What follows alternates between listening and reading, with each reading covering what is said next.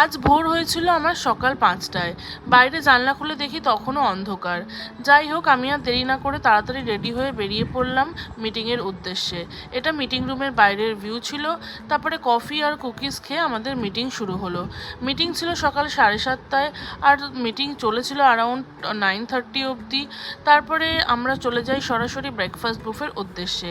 ওখানে গিয়ে দেখছিলাম কী কী আইটেমস আছে, আর অনেক আইটেমস ছিল। তো যাই হোক, তারপরে আমি নিয়ে নিলাম আমার নিজের জন্য ব্রেকফাস্ট।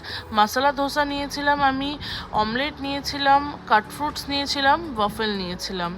তো যাই হোক, ব্রেকফাস্ট করতে করতে গল্প করছিলাম সবার সাথে, একটু আড্ডা দিচ্ছিলাম কি প্ল্যান আপকামিং কী কী আমাদের হতে চলেছে সেই সব নিয়ে।